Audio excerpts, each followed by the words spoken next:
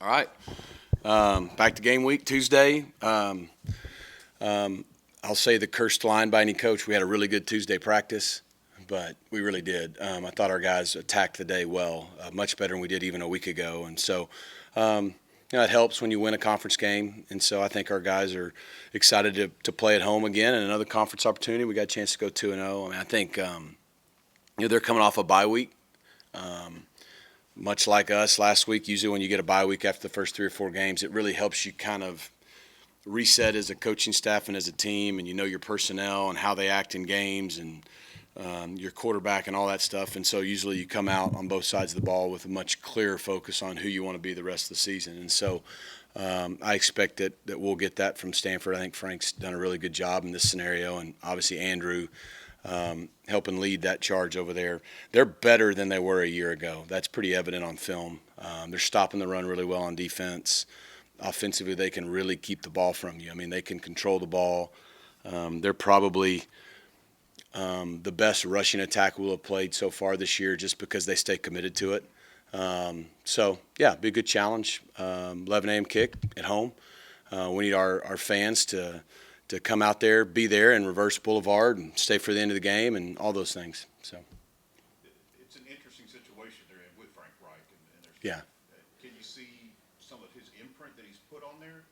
Yeah, I mean, and obviously I haven't studied him as a coach because he's been in the NFL most of his career. But I mean, the guy those my age and up know what a great player he was, right? Got to spend some time with him this May at the ACC meetings. Just an awesome guy. Just loved visiting with him, talking ball. He's doing it for the right reasons, and you can tell he's investing in those guys there. I mean, they're sound, they're disciplined, they play the game the right way, and they're developing an identity on both sides of the ball, which is it's all football is you got to be good at something, you got to know who you are, and then that'll give you the best chance to be successful. So I would think just that experience from all the games he's coached and played in at that level is probably helping him give them a clear direction, this year, which is helping them. We've asked you about RJ a lot, but I think it was the Stanford game last year when he suffered his injury, and just based on last game, he kind of looks like himself again, at least to me.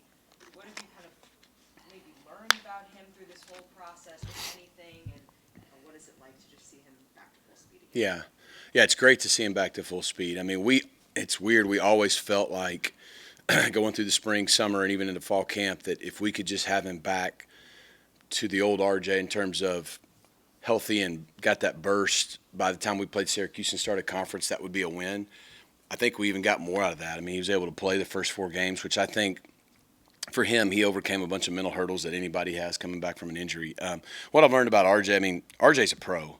We always knew that. I mean, he's got the talent. The catch he made on the sidelines the other day was what we've become to know is normal for RJ, but that's a tough degree of difficulty catch. I thought he had his burst for the first time. You could really see the burst. He's had it in practice last week too and this week. But I think he's just a pro in how he approached the setback. I mean, he's told me several times as soon as he got hurt last year, he was in the locker room there and he just started counting the months to know how long it would take him to get back. And so I think he attacked his disappointment in the injury, his setback, and then his rehab and recovery like a pro. And I think that's what's going to help him even more at the next level. We all knew his skill set can help him play at that level. Some team that uses guys with his skill set is going to get a really, really good player. But I just think the mental component, the maturity and the way he's attacked the disappointment like a pro. There's an old saying, prepare like you're a pro before you're a pro. I think RJ's displayed that this year, and I think that's what we've learned probably the most. What did you think of the secondary's play with some of the changes now that you guys have been able to Yeah. work with them? And this is probably going to come off a little nitpicky, but the seam routes that were It's not nitpicky at all, yeah.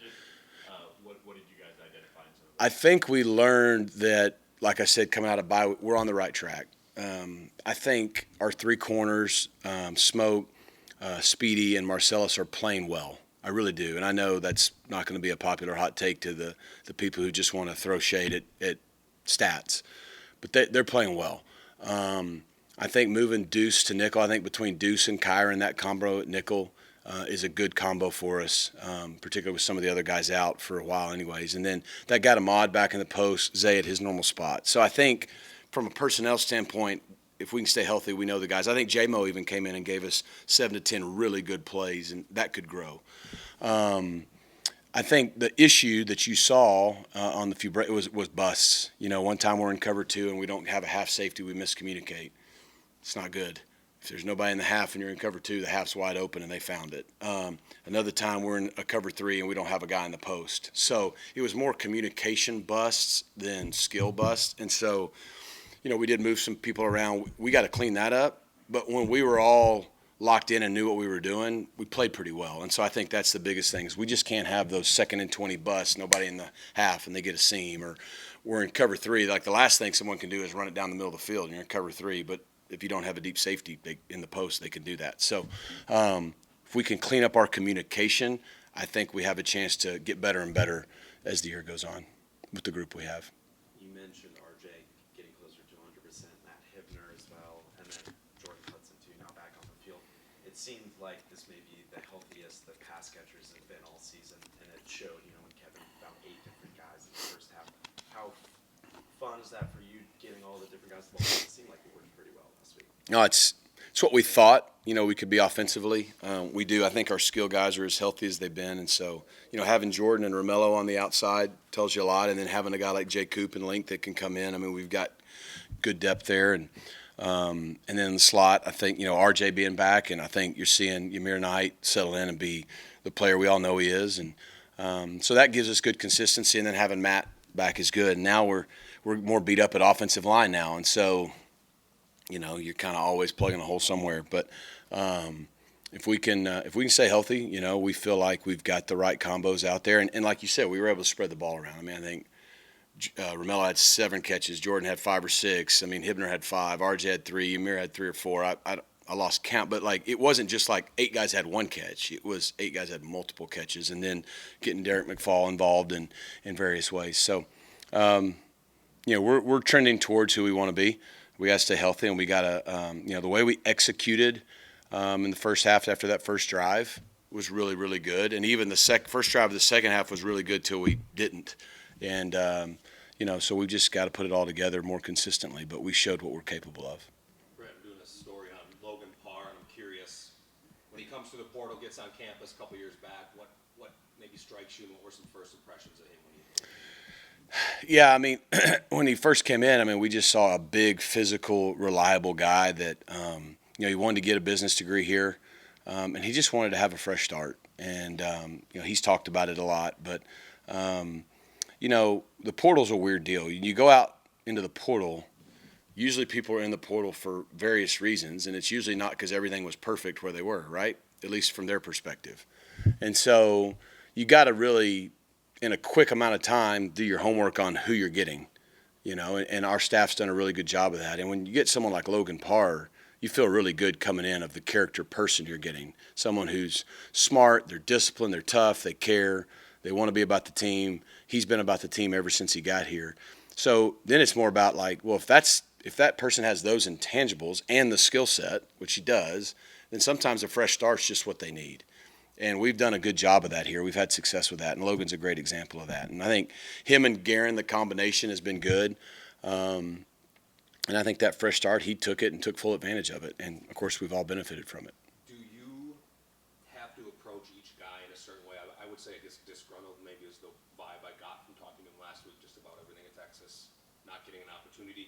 Is that something you have to not talk out of them or talk through, but just kind of maybe pick their brain about to know it's not an underlying issue? Yeah, you want to know. You don't want people that have a victim mentality, right? Because when someone leaves, they're usually, I'm getting done wrong by the coaches or this or that. If they're only pointing fingers at other people and they're not also looking in the mirror and going, okay, what did I do to contribute to this? Then it's probably a big red flag, because then they come here and as soon as something doesn't go their way, they're just going to start pointing fingers at you. And that's human nature. The victim mentality. We want guys that have more of a championship mentality, and that, I'll take responsibility instead of assign blame, et cetera, et cetera. Now, they may have been done wrong, Or there may have been some things that could have been better, but also go, well, I was a freshman and I was a redshirt freshman and I was a young kid and this happened to me and I didn't like it. I probably could have handled it differently. Like, I don't think this was done well to me, but I could have done this differently. And if they have that kind of awareness, then heck yeah, because we've all been through those things where we grow and learn and can improve. So as long as they don't have this just, everybody's doing me wrong mentality, then we can work with that, because that's life. Right? I mean, and it's a lot like having kids. I got 4 kids. Like, I got to treat all 4 differently. So a Logan Parr comes in and maybe a different situation than a Jordan Hudson, different situation than a Cam Robertson, a different situation than a Marcellus, right? Like, you have to treat them all fairly, right? Like, there's certain things we just do here. We're going to treat everybody the same, and this is the standard, and this is what we're going to do. But fair doesn't mean equal. Like, everyone's different. Everyone has different backgrounds, different needs, different struggles, different strengths. And so you have to develop relationships to get to know people, to know how to handle each person. I think that's what our staff does well. A guy like Guerin has a Logan Parr and a P.J. Williams and an Andrew Chamblee and a Sevion Bird and a Bates and a Addison. They're all different. They all came for different reasons. Some may be similar. And so you have to coach them all the same in terms of, look, this is the standard of how we do things here, but also I know you're all different. I got to have the different relationship with everybody. And I think that's why Logan's been successful, is he's got a guy like Guerin who's done that. We've obviously seen a lot of really good games out of Kevin, but 16 straight completions, 4 touchdowns, I think, only 6 incompletions. Yeah. Where did that rank on the list of efficient games and great? Really good, really efficient. I mean, it's every week. I think there's maybe 2 or 3 plays that he needs back. That's a pretty good number when you play that many. I mean, the interception, we took a sack on one that wasn't great, but we could have got the ball out to the back. And then, one of the first or second, third downs of the game, I think he could have got the ball out on a 3rd and 5, and just taking the easy thing. And other than that, it was pretty darn good. And it wasn't like, look, we were throwing efficient throws. We were getting the ball on the perimeter a lot, but I mean, he still throws the ball to Jalen Cooper on the play action, to RJ on the sideline, to Matt Hibner down the middle. Those are high degree of difficulty completion throws. He was just throwing with confidence and being super efficient. I think he's up over 70% completion on the year. That's a really good number. So I thought, like I've said, I think he's been real steady all year, and he's done a really good job of, when he has a bad play or a bad moment, they're not snowballing. And I think that's good QB play. When clear percentage goes up, is it timing? Is it footwork? Is it processing? Like, is it everything? Like, where has he been able to grow, I guess? Yeah, I think just confidence and comfortability, knowing where everybody is, and being willing to rip the ball to Matt Hibner down the middle when it's there one-on-one, and being able to check the ball down to Yamir Knight when it's not. You know what I'm saying? Like, and just take what's there. And it's also a team sport. I mean, he's got to have good protection. He's got to have guys making the catches, some of the tough catches, And so it's a quarterback can go out and have 10 drops and his completion percentage is not going to be very good. And that doesn't mean that maybe he wasn't playing well, or vice versa. So it's a complete team effort, but I think it's just comes with experience. Bit of a niche question for you, but I got to talk to Armello and Jordan about their kids, and being dads and being football players at the same time. I'm curious what you've kind of seen from them and how they balance all that, what that's like to have players that have kids, and you're Yeah. a dad, how difficult that is and how they manage it all. Was a lot of people know nothing grows you up faster. And so I think you've seen them both really mature. I think there's nothing more proud as a coach than when a young man is in college playing football, has all these demands, and then they have a kid and they take the role, the responsibility of being a dad incredibly seriously. Like, it's super important to him. I think of Rasheed Rice. Like, it was really important to him that he was a good dad when he was here. I think of Romello. I mean, I think she's 3 now. I think Jordan's is 2. I think we're close to their jersey numbers and years, which is kind of cool. But, like, you can tell it's really important to both those guys that they're present, that they're good, loving dads that are involved in their kids' lives, and they're not just like, yeah, I got a kid, but I'm still in college. Like, they've embraced that role. It's as good a calling as there is, and that's what you love about it as a coach, is that they're able to learn now what life's about. Like, hey, there's a work-life balance. Oh, and I'm a student. Yeah, and someday you're going to not be having to go to school anymore, but you're going to have a job and you're going to have potentially a wife. You're definitely going to have kids. You're going to have all these demands. And you can't let all of that take you away from the things that last. And the lasting legacy and impact they'll make is how they treat their kids and what kind of dad they are. And I think they've done a good job prioritizing that. That's been cool to see. The running back position has been interesting to watch TJ emerge. Mhm. He getting more burn. What has it been managing that group like? Does he get Derek McFall involved? And, Yep. jet sweep, same with CJ. Yeah. As a whole. It's still a work in progress. I mean, we've got, again, a lot of guys that can make plays. TJ's been the most consistent. It makes sense. He's the oldest, the most experienced. Like I said, he kind of banged his shoulder up late in the Missouri State game, and I think that's really affected him a little bit lately, but I think he's healthier now. I mean, he's been able to play, but man, he just gives us a consistent presence, great in pass protection, and so there's a consistency there. I think, you look at a guy like Chris. I mean, Chris is incredibly explosive. He's still learning to play that position. We still think his best days are ahead of him, and so we'll continue to bring him along at the pace that works. And I still think he's got breakout moments ahead of him this year, hopefully Saturday. Chunky's a guy that we think's got a big ceiling, and he's a freshman. He's a freshman that missed time, and so you'll see flashes. And again, like I said, at other positions, you got to play through that development with him. McFall is a guy that is really a little bit like a Swiss Army knife. You think, I'm not saying the same, but kind of like we had Roderick Daniels in the past. Like, he can play running back, he can play slot receiver, he can catch it, he can run it. He's really smart, and so he gives us versatility there. And so we'll see how it works out. And then a guy I hadn't talked about a lot is Shoddy, who got here when school started. So I think you're seeing it's a little bit of more of a by committee group this year, and maybe an in game who has the hot hand may get more touches that game as opposed to where it settled into last year with B Money, who played really well last night, by the way. But yeah, so yes, when a guy takes it over and he's going to be a 20-plus touch guy game, it simplifies things. But at the same time, more guys are going to play, and they all are diverse and have different strengths. So I think you'll continue to see that. And like I said, it may just be who's kind of feeling it week to week. And then Stanford has one of the better run defenses, I think. Yeah. Might face all year. Yep. What have you seen from them on film? Yeah, I think their D-line, they're big and they're physical and they play the game the right way. Their D-tackles do a good job, I think, of shedding one-on-one blocks and splitting double teams and really being hard to move. And so if you can't move the front, it makes it hard to be explosive. So I think they've only been up 13 explosive runs this year of 12 or more. That's not a ton. And then their ends, they're big, they're long, they play wide. They do a nice job of kind of edging the defense, is if I'd say that. So I think it starts with the front. I know their linebacker, and I'm sorry I don't know his name, but 35 is a really good player. He leads them in tackling. Like, you can tell he has the instincts to play middle linebacker. But they do it with their safeties too. Their safeties are good tacklers. And I think they've just made a concerted effort. Like this year, people are not going to line up and run the football over us.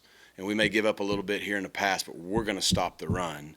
That's why they're top 30 or whatever they are in rush defense and one of the tops in our league, because they're not letting people be explosive running the football. You may pop one for 5 or 6, but the safeties and everyone involved plays really good team run defense. I think that's why they're good. Do you expect the offensive line to kind of look different again? For us, some of it depends on health. So Chamblee was back today. Speaking of dads, I mean, he had his child on Friday, late Friday and early Saturday. So obviously we didn't have him, but he's back, practiced today. So we will have him. I thought Savion played really well.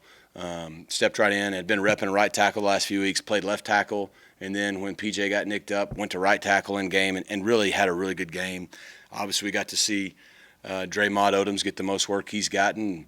And most plays were like you would think, either really, really good or really, really not, But that's a freshman at left tackle. I mean, he's just going to keep getting better. And I think that game will pay huge dividends for his development because it kind of gets some of the newness out of the way, but lets him know, like, hey, I can do this. But also, boy, I got a lot of work to do. So that was good. I think it'll depend on PJ, PJ's health. If PJ can go, then, I think you'd have PJ and Savion start it with Chamblee available. If he can't, then you'll probably get Chamblee and Savion out there. And then internally, I mean, Logan should be able to start the game. He's struggled finishing the games, and that's when Nate's popped in or Abel. I think Bates and Addison have been pretty consistent for us, and we're probably still a few weeks away from getting Alex Woods back. So you'll see some version of the same combo, and it may not be till Thursday, Friday when we know kind of on some health on some guys how we'll start it. But there's no like schematic reasons or personnel moves that we're making for any other reason than who's available.